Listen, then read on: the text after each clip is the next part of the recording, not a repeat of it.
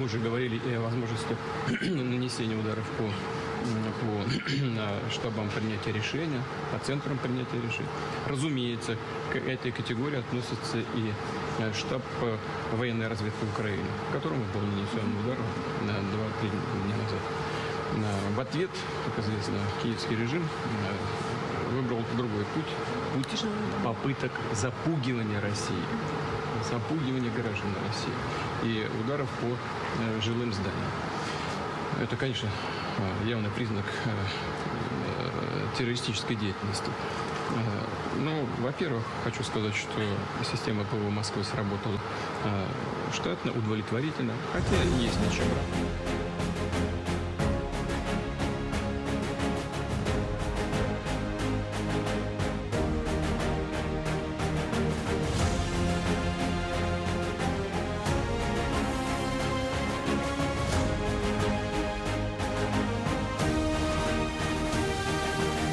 And we are live. Welcome back. This is episode number 40 of Calibrated with Scott. I'm Scott, of course. If you guys don't mind just taking a quick minute to subscribe and like the video. If you don't know if you like the video yet, just watch till the end. I'm sure you'll come to that conclusion yourself. Give it a thumbs down if you don't like it. That's always acceptable as well. I really appreciate you all listening. This episode is going to be an interesting one. We're going to go in depth on how the SMO has really changed. And what I'd really like for you guys to do is to leave your opinions in the comments, because I really do look at the comments a lot to see different perspectives, how you guys are thinking. And, I try to add that into my analysis somewhat because there's a lot of different perspectives out there, and there's a lot of new ideas that get rattled into my brain from absolutely random places, and it's beneficial. So I appreciate y'all. I appreciate you all. If you like the video, make sure you like. If you want more content, follow me on my Twitter and my Telegram. And without further ado, let's just get right into it. I'm dubbing this the SMO2. There's other people on Twitter that I know who have called it the SMO2.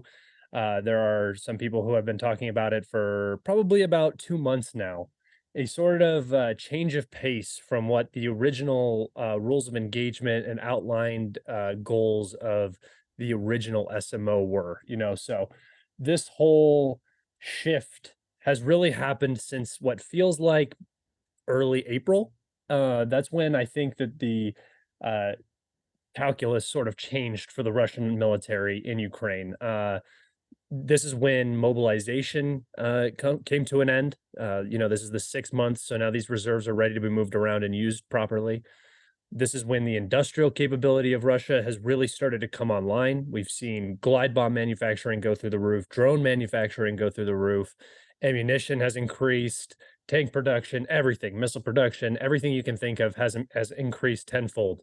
We're seeing a new style of strike coordination that the Russians have been using to target primarily Kiev, really. We saw it with the recent Patriot strike, whether, that hit or not. We saw, 32 Patriot missiles fire, explosions in the vicinity, so on and so forth. You can come to your own conclusions on that, but that is a particular escalation point, I would say, that the Russians committed to. They, not that these weren't fair game to begin with, but it was definitely to send a message. They used their hypersonic weapons to target these. I personally think that at least 2 were damaged, 2 launchers, radar stations, whatever was hit. So this is a new step for the Russians. They are now using their best equipment to expose the West's best equipment that it has donated to Ukraine, and it is doing so effectively. And just when we're talking about these strikes, over the past 2 weeks, we've seen pretty much nonstop drone attacks, around 50 plus Garand 2 drones a day that are being launched, and they're just flying all around. It seems almost unabated. They've been incredibly successful, and even if they are shot down, the cost ratio for that is not in the favor of the AFU. You know, if you're firing pack threes at Guarantees, that is a $500,000 missile you're firing at a $10,000 drone. So definitely worth it for the Russians. They are depleting Ukrainian air defenses quick with this. Ukrainian air defenses were already, on the ropes, if you believe U.S. intelligence leaks. So this step up in intensity it has to have done a number on Ukrainian air defense missile numbers, ammunition. So that's a big thing to look at. Another aspect is that the electronic warfare that has been coupled with these attacks has been much higher. We've seen days where the Ukrainians will say that there are, 20 plus missiles in their airspace, and it turns out that there were only four, and that there were a bunch of electronic decoys that were being presented through electronic warfare means to the radars. So these are false readings. These missiles do not exist. They can be fired at by the air defense network, and that's what's happening. They're just launching missiles at nothing, ghost signatures. It also confuses the air defense and will perhaps not allow it to target the actual missile, thinking that there are other missiles that are bigger threats at the current time, or it'll allow drones to sneak in, which is also, a, a benefit for the Russians. So electronic warfare has been coupled successfully with these strikes, and it has become very beneficial for the Russians. With these strikes, it feels like the another step in escalation where we have specific high value targets, very, very high value, sensitive targets being hit. These are the things that will be protected by the thickest air defense coverage. And one of those being ammunition dumps. We've seen plenty of those get hit. That is vital right now, especially for Ukrainian staging. We saw the biggest event, and this was admitted by Putin. Putin came out and made a statement, a pretty relaxed statement, saying, "Yeah, we targeted the GUR building, which is Ukrainian intelligence. Basically, the people who are responsible for the attacks on Moscow, the cross-border incursions into Belgorod, any terror style attack that the Russians would consider terrorism is related to the GUR, which in Russia it's the GRU, and these are just the intelligence services of Ukraine and Russia. So 2 days, or it was maybe earlier today, he came out and said that this happened on May 29th.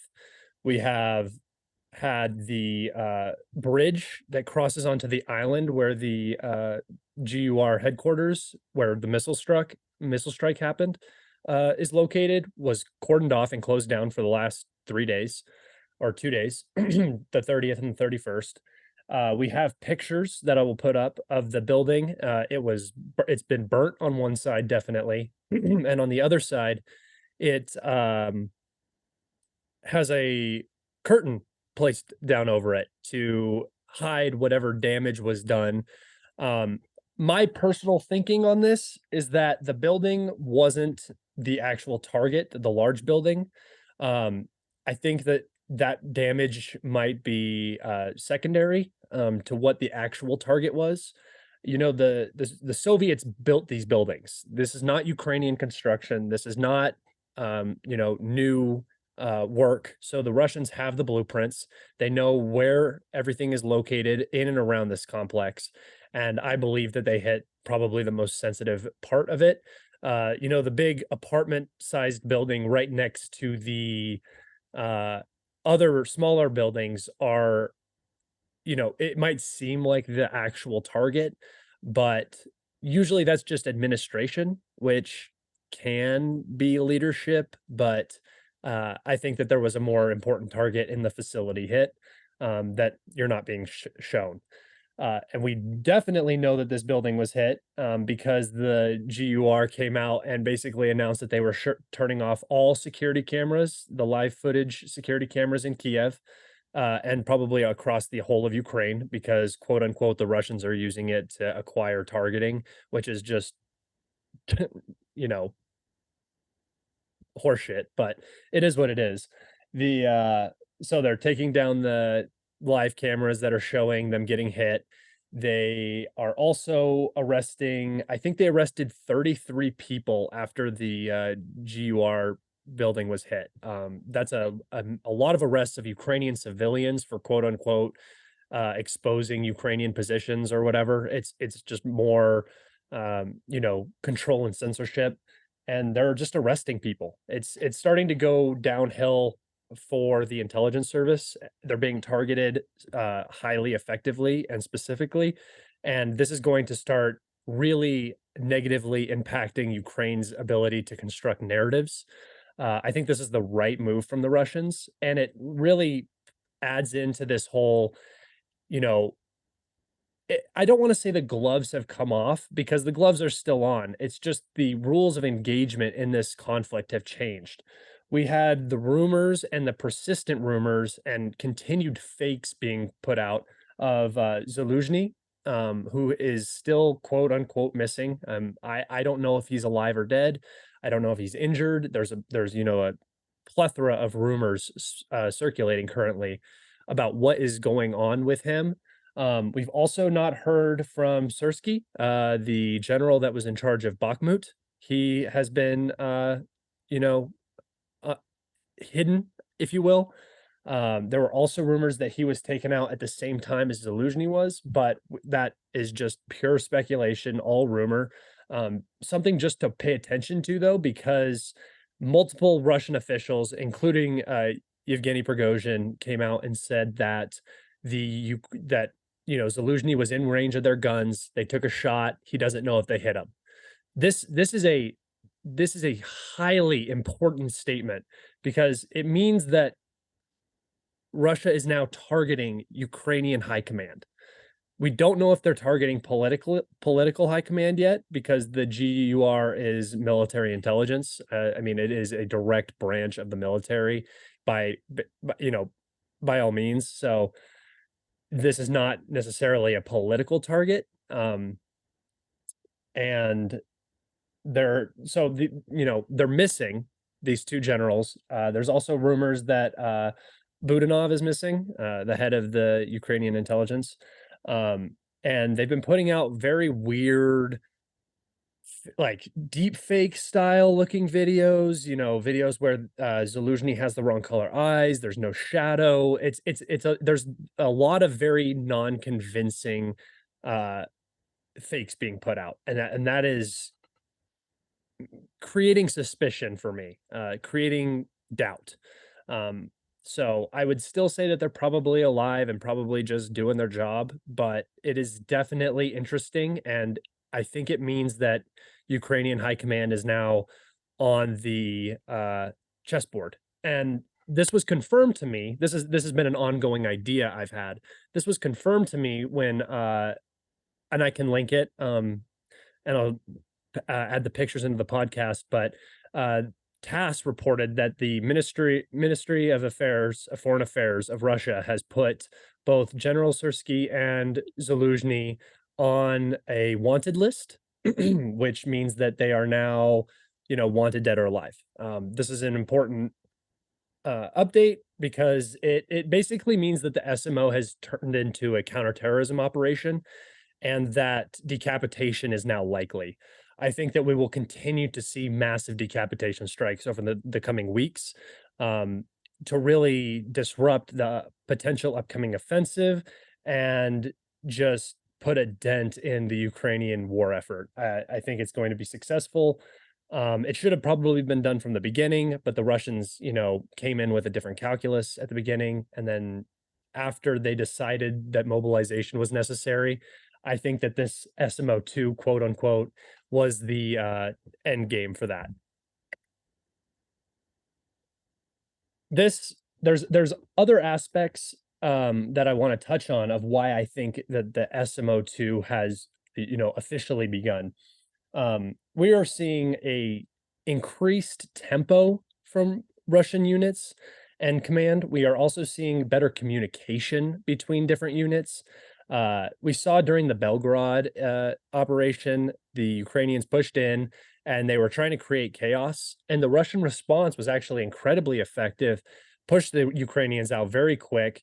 And the whole thing kind of just ended there. It was a PR event to try to distract from Bachmoot, which had also just fallen. So, in terms of the Russians accomplishing their goals on the battlefield, that is occurring. We're seeing any attempted Ukrainian offensive, suffering pretty high casualties around Bakhmut when they did the deblocking. They only captured 29 square kilometers on the very outermost edges of the Russian flanks around Bakhmut, and they suffered something around 2,000 casualties in about 10 days doing that. It's a very, very big deal. Zelensky in the month of May awarded over 1,000 awards to soldiers posthumously after they had died, which is the highest recorded in a single month. So, you know, you could be just connecting dots. I mean, I could just be connecting dots that aren't there, but it feels like the Russian military has now, learned its hard lessons in blood, and now it's become an incredibly sharp knife. We're seeing better ISR.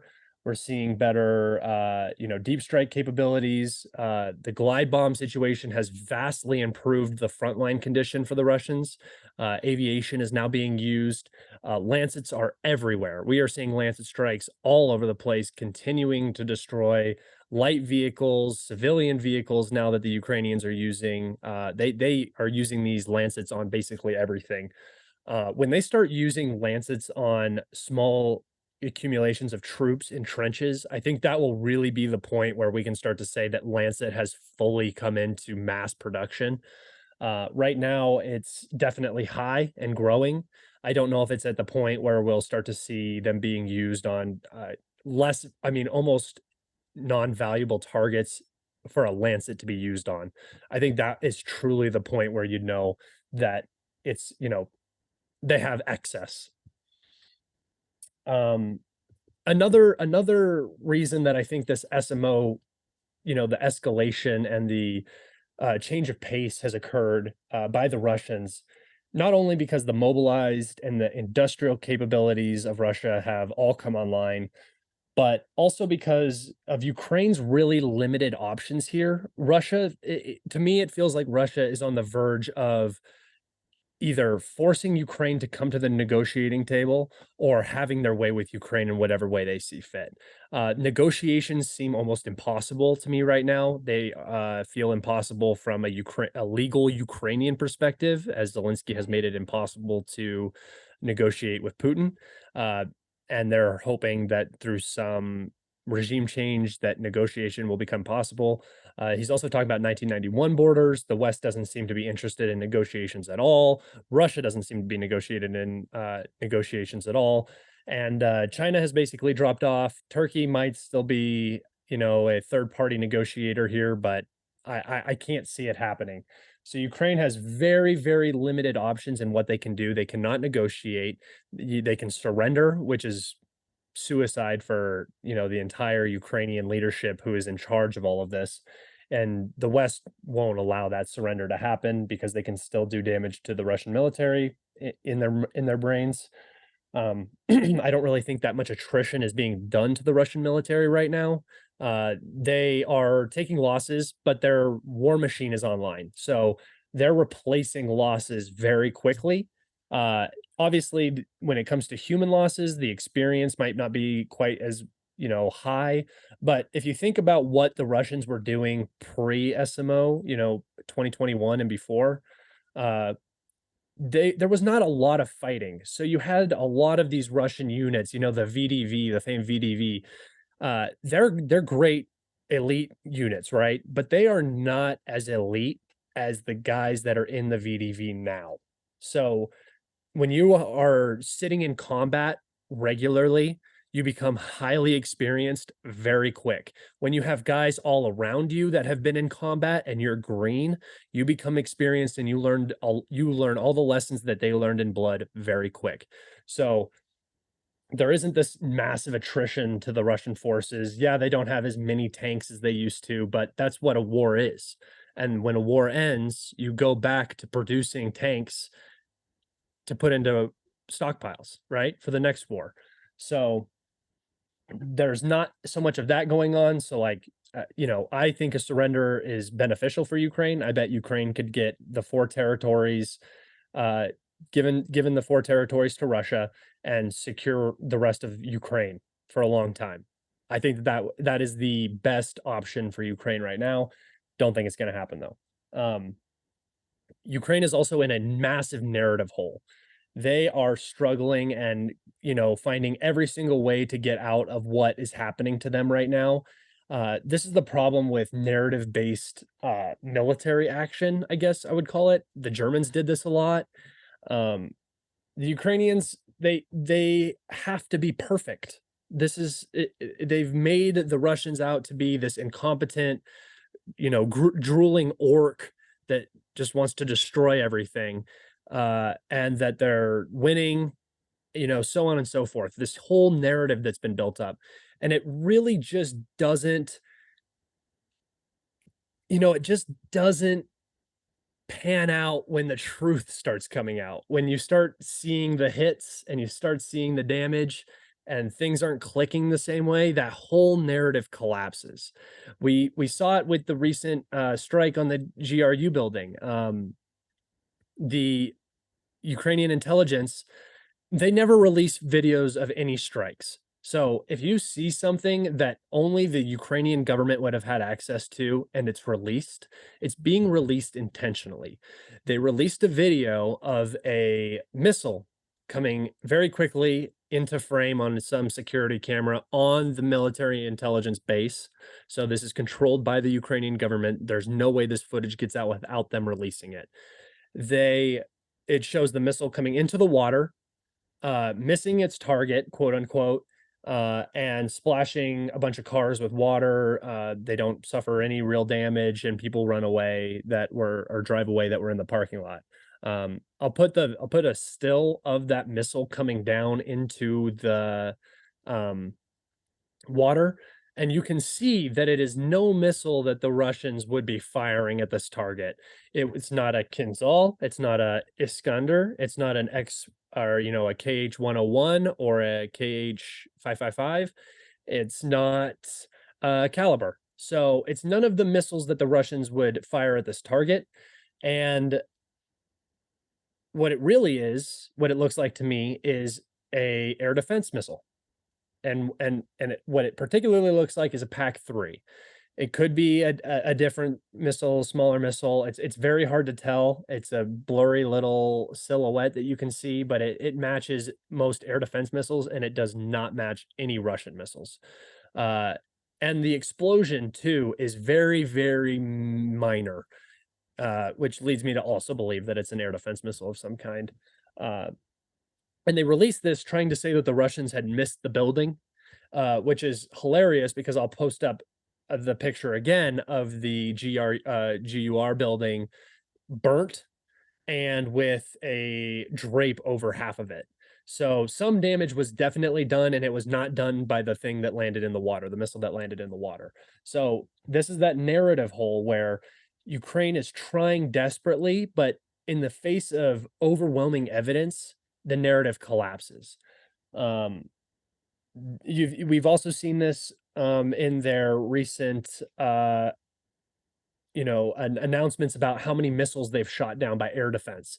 It is nearly perfect. They have been shooting down every Garand 2, every cruise missile, every ballistic missile, even Kinjals. They're shooting down hypersonic missiles, which are they're next to impossible to intercept. There's some technicality where a pack is possibly moving fast enough, but as we've recently seen, it's not capable. We've seen packs fall not only in water, but also just on a road. Um, this is there's so many holes now, and the water's just starting to come through, and it's not going to end pretty. Um, and this narrative hole extends to the upcoming offensive by the Ukrainians. They're looking down the barrel of extreme Russian entrenched positions. They only have one real direction that they can go in where they can be successful in the long term, perhaps holding on to territory, and that's going to be through Zaporozhye, and that's where the Russians are waiting for them. So the Ukrainians can go on the offensive somewhere else, you know, in a smaller version and try to pull resources from the Russians, but the Russians have a huge reserve contingent now. The Russians have elite troop contingents now all over the place. And I think they're just waiting for the Ukrainians to go. And it's the Ukrainians are once again stuck in this narrative hole where they have limited resources to accomplish a major task. And they have to pretend like they can do everything and that the Russians can do nothing. And it's going to get a lot of boys killed. It's going to be very unfortunate. What do I want to talk about next? There is I wanted to go over the Battle of Bakhmut really fast, just kind of recap what happened and what numbers are being put out there. Yevgeny Prigozhin came out recently and talked about the casualties that the Russians and the Ukrainians suffered, and he said that his organization Wagner, and he said that Wagner had suffered around 20,000 casualties, 10,000 being convicts, and 10,000 being actual mercenaries. He then said that the Ukrainian losses were around 70,000 KIA and around 60, or I'm sorry, was it 50,000 KIA and 70,000 wounded in action in Bakhmut since, oh, wait a minute. I'm remembering correctly now. He said 70,000 KIA since March 2022 when Wagner entered the field of battle. That is Wagner's statistics on how many Ukrainians they have killed. So, take that with a pinch of salt. It's Yevgeny Prigozhin, but the Ukrainians suffered massive attrition in this battle. After January, February, they could have withdrawn and not suffered the casualties, and the battle probably would have been dubbed a major success. This is when the United States was telling Ukraine to get out.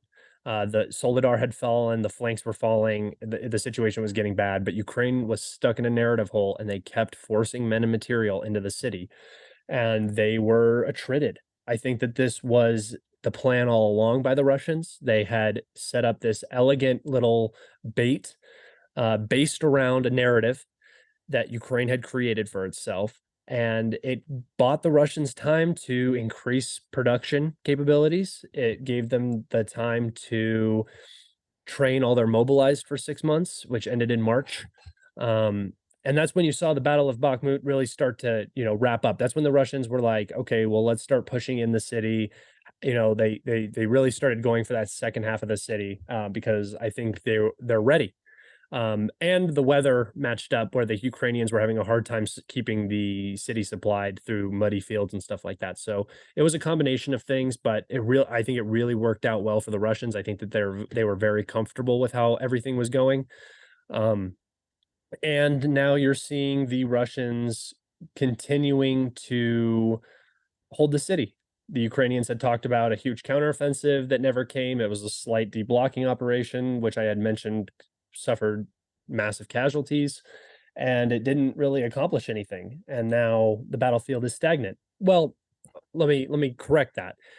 In recent days, Russian forces have made progress in the Kharkov region along the Oskal River, which is important. They have made advances around Bielogorivka and the Syryansky forestry, just to the east and north of Seversk. They've also made progress around Kamyanka, around Avdiivka, and they are just continuing to demolish Ukrainian positions in the rear with glide bombs and a lot more missiles. Like I said, they have really let loose on their, I don't know how to explain it, but it felt like for a while they were being very conservative. The Russians were being very conservative with their missile usage, and now it seems like they are hitting pretty much everything all the time with missiles, especially in Kramatorsk, Slavyansk, and Konstantinivka, all these positions where there are troop concentrations of the AFU. So the battle is wrapped. This is probably the last time I'll be talking about it unless something dramatic happens, but I just kind of wanted to touch on that just so everybody got a clear idea of what that 6-month battle really came out to. I would say it basically started in late November and then ended in May. So it was a designed meat grinder and it went according to that design. And now Wagner has been moved out. They are not in Bakhmut anymore. They have been replaced by Russian regulars. Russian regulars are holding the line just fine.